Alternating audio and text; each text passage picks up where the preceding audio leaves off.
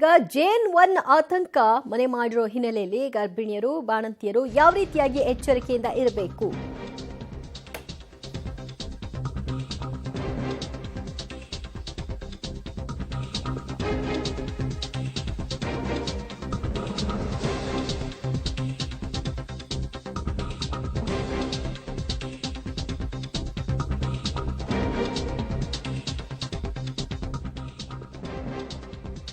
Corona ಮಧ್ಯೆ JN1 ಆತಂಕ ಮನೆ ಮಾಡಿದೆ. ಈ ಹಿನ್ನೆಲೆಯಲ್ಲಿ ಗರ್ಭಿಣಿಯರು ಮತ್ತು ಬಾಣಂತಿಯರು ಎಚ್ಚರದಿಂದ ಇರಬೇಕಾದಂತಹ ಅನಿವಾರ್ಯ ದಿನಗಳಿದು. ತಾಯಿ ಮತ್ತು ಮಗು ಬಗ್ಗೆ ಎಚ್ಚರಿಕೆ ಇರಬೇಕು. ಗರ್ಭಿಣಿಯರು ಯಾವ ರೀತಿಯಾಗಿ ಎಚ್ಚರ ವಹಿಸಬೇಕು? ಹಾಗಾದ್ರೆ ತಾಯಿ ಮಗು ಆರೈಕೆ ಹೇಗಿರಬೇಕು? JN1 ಹಾವಳಿ ದಾಂಗುಡಿ ಇರ್ತಾ ಇರುವಂತ ಈ ಹೊತ್ನಲ್ಲಿ ಅವರು ಯಾವ ರೀತಿಯ ಪ್ರಿಕಾಷನ್ಸ್ನ ತೆಗೆದುಕೊಳ್ಬೇಕಾಗತ್ತೆ? ಇದರ ಬಗ್ಗೆ ತಜ್ಞರು ಏನ್ ಹೇಳ್ತಾರೆ ನೋಡೋಣ. ಕೋವಿಡ್ನ ಭೀತಿ ಹೆಚ್ಚಾಗ್ತಾ ಇದೆ. ಮುಂಜಾಗ್ರತಾ ಕ್ರಮಗಳನ್ನು ರಾಜ್ಯ ಸರ್ಕಾರ ಕೈಗೊಳ್ತಾ ಇದೆ. ಜೊತೆಗೆ 60 ವರ್ಷ ಮೇಲ್ಪಟ್ಟವರು, ತಾಯಂದಿರು, ಬಾಣಂತಿಯರು, ಮಗು ಎಲ್ಲರೂ ಕೂಡ ಜಾಗೃತಿಯನ್ನು ವಹಿಸಬೇಕು ಅಂತೇಳಿ ಒಂದು ರೀತಿ ಸಿದ್ಧತೆಯನ್ನು ಮಾಡಿಕೊಡ್ತಾ ಇದ್ದಾರೆ.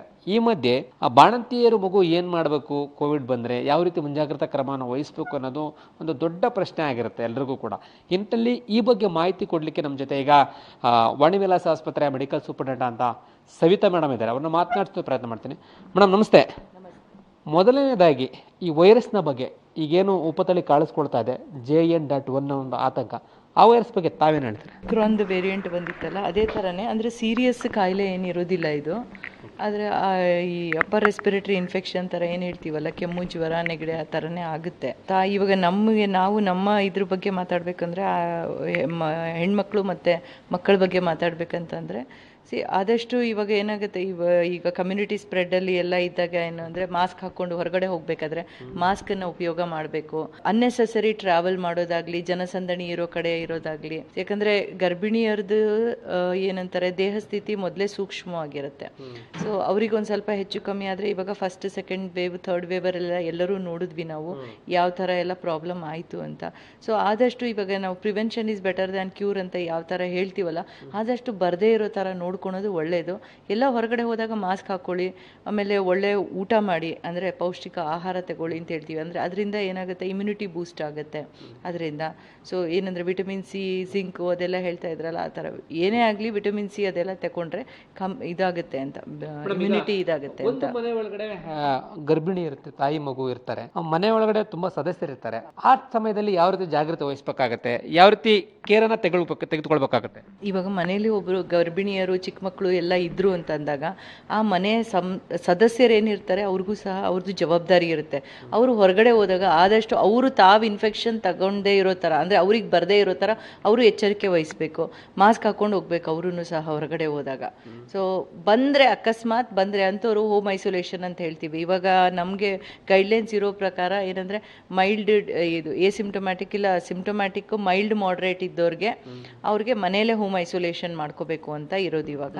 ಸೊ ಅಂಥವ್ರು ಆದಷ್ಟು ಐಸೋಲೇಷನ್ ಮಾಡಿಕೊಂಡು ತಮ್ಮ ಕೇರ್ನ ತಾವು ಮಾಡ್ಕೋಬೇಕು. ಸೀರಿಯಸ್ ಇದಾದಾಗ ಆಸ್ಪತ್ರೆಗೆ ಅಡ್ಮಿಟ್ ಆಗಬಹುದು. ಸಾಮಾನ್ಯವಾಗಿ ತಾಯಿ ಮಗು ಇದ್ದಂಥ ಸಂದರ್ಭದಲ್ಲಿ ಅವರೆಲ್ಲೂ ಹೊರಗಡೆ ಟ್ರಾವೆಲ್ ಮಾಡಲ್ಲ. ಹೋದ್ರೆ ಹಾಸ್ಪಿಟ್ಲಿಗೆ ಹೋಗ್ತಾರೆ, ಅಷ್ಟೇ ಹೋಗ್ತಾರೆ, ಅದು ಬಿಟ್ಟರೆ ಎಲ್ಲೂ ಟ್ರಾವೆಲ್ ಮಾಡಲ್ಲ. ಆದರೂ ಕೂಡ ಎಸಿಂಪ್ಟಮೆಟಿಕ್ ಇಲ್ಲದೆ ಇದ್ದವರು ಪಾಸಿಟಿವ್ ಆದರೆ ಮನೆಯಲ್ಲಿ ಹೋಮ್ ಐಸೋಲೇಷನ್ ಆಗಬೇಕು ಅಂತ ಹೇಳಿ, ಗರ್ಭಿಣಿಯರು ಹೋಮ್ ಐಸೋಲೇಷನ್ ಆದರೆ ಯಾವ ರೀತಿ ಕ್ರಮ ವಹಿಸಬೇಕು? ಗರ್ಭಿಣಿಯರು ಸಹ ಹೋಮ್ ಐಸೋಲೇಷನ್ ಆದರೆ ಸಹ ಮನೆಯಲ್ಲೇ ಇರಬೇಕು. ಅವ್ರಿಗೆ ಕಾಯಿಲೆ ಇವಾಗ ಏನಾಗುತ್ತೆ, ನಾವು ಸಿಂಪ್ಟೊಮ್ಯಾಟಿಕ್ ಟ್ರೀಟ್ಮೆಂಟ್, ಈಗ ನೆಗಡಿ, ಕೆಮ್ಮಿಗೆ, ಜ್ವರಕ್ಕೆ ಎಲ್ಲ ಮಾತ್ರೆಗಳು ಅದನ್ನೆಲ್ಲ ತಗೋಬೋದು. ಸೊ ಹಂಗೆ ಸಾಧ್ಯ ಆದರೆ ಆನ್ಲೈನ್ ಕನ್ಸಲ್ಟೇಷನ್ ಕೂಡ ಮಾಡ್ಕೋಬೋದು ಅವರು.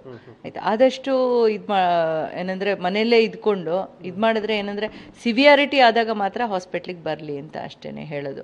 ಇಲ್ಲಾಂದರೆ ಸುಮ್ಮನೆ ಅನ್ನೆಸೆಸರಿ ಬರೋದು, ಅವರು ಪ್ಯಾನಿಕ್ ಆಗ್ತಾರೆ, ಮತ್ತು ಅನ್ನೆಸೆಸರಿ ಇನ್ಫೆಕ್ಷನ್ಸು ಬೇರೆಯವ್ರಿಗೆ ಸ್ಪ್ರೆಡ್ ಆಗೋದು, ಈ ಥರ ಎಲ್ಲ ಇರುತ್ತಲ್ಲ. ತಮ್ಮ ಕಾಳಜಿ ತಾವು ವಹಿಸಬೇಕು. ಬಟ್ ಮಿನಿಮಲ್ ಸ್ವಲ್ಪ ಜಾಸ್ತಿ ಏನು ತೊಂದರೆ, ಉಸಿರಾಟಕ್ಕೆ ತೊಂದರೆ ಆಗ್ತಾ ಇದೆ ಅಂತಂದರೆ ಇಮಿಡಿಯೇಟ್ ಹಾಸ್ಪಿಟ್ಲಿಗೆ ಬರಬೇಕಾಗುತ್ತೆ. ಕೆಲವೊಂದಿಷ್ಟು ಜನ ಏನು ಮಾಡ್ತಾರೆ, ಸ್ವಯಂಕೃತವಾಗಿ ತಾವೇ ಮಾತ್ರೆಗಳನ್ನ ತೆಗೆದುಕೊಳ್ಳುವಂಥದ್ದು, ನಾವೇ ಓನ್ ಡಿಸಿಷನ್ ಸ್ವವೈದ್ಯಕೀಯ ಚಿಕಿತ್ಸೆ ತೆಗೆದುಕೊಳ್ಳೋದಕ್ಕೆ ಮುಂದಾಗ್ತಾರೆ. ಡಾಕ್ಟರ್ನ ಭೇಟಿ ಆಗಲ್ಲ. ಕೆಲವರು ಮನೆ ಸದಸ್ಯರು ಕರ್ಕೊಂಡೇ ಬರೋದಿಲ್ಲ. ಹುಷಾರಾಗತ್ತೆ ಬಿಡು, ಕೆಮ್ಮು ನೆಗಡಿ ಅಲ್ವಾ, ಶೀತ ಅಲ್ವಾ, ಬಿಡು ಹೋಗುತ್ತೋ ನೆಗ್ಲೆಕ್ಟ್ ಮಾಡ್ತಾರೆ. ಏನು ಹೇಳ್ತೀನಿ ಅಂಥವ್ರಿಗೆ? ಅಲ್ಲ, ಆ ಥರ ಮಾಡಲೇಬಾರ್ದು ಯಾವಾಗಲೂ. ನಾನು ಮುಂಚೆನೇ ಹೇಳಿದೆ, ಇದಕ್ಕೂ ಮುಂಚೆ ಅವ್ರದ್ದು ದೇಹ ಸ್ಥಿತಿ ತುಂಬ ಸೂಕ್ಷ್ಮವಾಗಿರುತ್ತೆ, ತಾಯಿದಾಗಲಿ ಮಗುದಾಗಲಿ ಅಂತ. ಏನೇ ಸ್ವಲ್ಪ ಪ್ರಾಬ್ಲಮ್ ಆಯಿತು ಅಂದ್ರೂ, ಇವಾಗ ಏನಾಗುತ್ತೆ, ನಾವು ನಾನು ಸೀರಿಯಸ್ ಆದಾಗ ಹಾಸ್ಪಿಟ್ಲಿಗೆ ಬನ್ನಿ ಅಂತ ಹೇಳಿದೆ. ಆದರೆ ಅದಕ್ಕೆ ಮುಂಚೆ ಒಂದು ಕನ್ಸಲ್ಟೇಷನ್ ಮಾಡಿಕೊಂಡು ಆಮೇಲೆ ಹೋಮ್ ಐಸೋಲೇಷನ್ ಆಗಬೇಕು. ಆಗುತ್ತೆ ಅಂತ ಮನೆಯಲ್ಲೇ ಕೂತ್ಕೊಂಡು ಕೋವಿಡ್ ಇರ್ಬೋದು ಅಂತ ಸಸ್ಪೆಕ್ಟ್ ಮಾಡಿಕೊಂಡು ಮನೆಯಲ್ಲೇ ಕೂತ್ಕೊಳೋದಲ್ಲ. ಹಾಸ್ಪಿಟ್ಲಿಗೆ ಅವ್ರಿಗೇನಾದರೂ ತೊಂದರೆ ಆಯಿತಾ, ಸಿಮ್ಟಮ್ಸ್ ಇತ್ತಾ, ಬಂದು ಚೆಕ್ ಮಾಡಿಸ್ಕೊಂಡ್ಲಿ. ಕನ್ಫರ್ಮ್ ಆಯಿತಾ, ಪಾಸಿಟಿವಾ ನೆಗೆಟಿವಾ ಡಿಪೆಂಡಿಂಗ್ ಆನ್ ದಟ್. ಇವಾಗ ಪಾಸಿಟಿವ್ ಆಯ್ತಂದರೆ ಹೋಮ್ ಐಸೋಲೇಷನ್, ನೆಗೆಟಿವ್ ಇದ್ರೂ ಏನು ತೊಂದರೆ ಇಲ್ಲ, ಎರಡಕ್ಕೂ ಟ್ರೀಟ್ಮೆಂಟ್ ಕೊಡ್ತಾರೆ. ಆ ಟ್ರೀಟ್ಮೆಂಟ್ ತೊಗೊಂಡು ಮನೇಲಿರಲಿ ಅಂತ ಹೇಳಿ. ಕೊನೆಯದಾಗಿ ಏನು ಹೇಳ್ತೀನಿ ಮೇಡಮ್, ತಾಯಿ ಮತ್ತು ಮಗು ಆರೈಕೆ ವಿಚಾರದಲ್ಲಿ ಮನೆಯವರ ಪಾತ್ರ ಮತ್ತು ತಾಯಂದಿರು ಯಾವ ರೀತಿ ಎಚ್ಚರಿಕೆ ವಹಿಸಬೇಕು? Last word. ಮನೆಯವ್ರದ್ದು ಪಾತ್ರ ಸಹ ತುಂಬ ಮುಖ್ಯ. ಮನೆಯವರು ಸಹ ಜವಾಬ್ದಾರಿ ತಗೋಬೇಕು. ಮತ್ತು ತಾಯಿ ತನ್ನ ಮಗುನ ನೋಡ್ಕೊಳೋದು ಅವಳದ ಜವಾಬ್ದಾರಿ. ಇದು ವಾಣಿವಿಲಾಸ ಆಸ್ಪತ್ರೆ ಮೆಡಿಕಲ್ ಸೂಪರಿಂಟೆಂಡೆಂಟ್ ಸವಿತಾ ಮೇಡಮ್ ಅವರು ಹೇಳ್ತಾ ಇರ್ತಕ್ಕಂಥದ್ದು. ತಾಯಿ ಮಗುವಿನ ಆರೈಕೆಯಲ್ಲಿ ಹೆಚ್ಚು ಪಾತ್ರವನ್ನು ವಹಿಸಬೇಕಾಗತ್ತೆ. ಕುಟುಂಬಸ್ಥರು ಕೂಡ ಜಾಗೃತವಾಗಿರ್ಬೇಕಾಗತ್ತೆ. ಏನೇ ಆದರೂ ಕೂಡ ವೈದ್ಯರನ್ನು ಭೇಟಿ ಮಾಡಿ ಸಲಹೆಯನ್ನು ತೆಗೆದುಕೊಂಡು ಚಿಕಿತ್ಸೆಯನ್ನು ಕೊಡಬೇಕಾಗತ್ತೆ. ಸ್ವಯಂಕೃತ ಚಿಕಿತ್ಸೆಯನ್ನು ತೆಗೆದುಕೊಳ್ಳೋದಕ್ಕೆ ಹೋಗಬಾರ್ದು ಎನ್ನುವಂಥ ಮಾತನ್ನು ಹೇಳ್ತಾ ಇದ್ದಾರೆ. ಕ್ಯಾಮರಾ ಪರ್ಸನ್ ಲೋಕೇಶ್ ಜೊತೆ ಲೋಕೇಶ್ ಕೊಡಗದಲ್ಲ, ಪಬ್ಲಿಕ್ ಟಿವಿ ಬೆಂಗಳೂರು.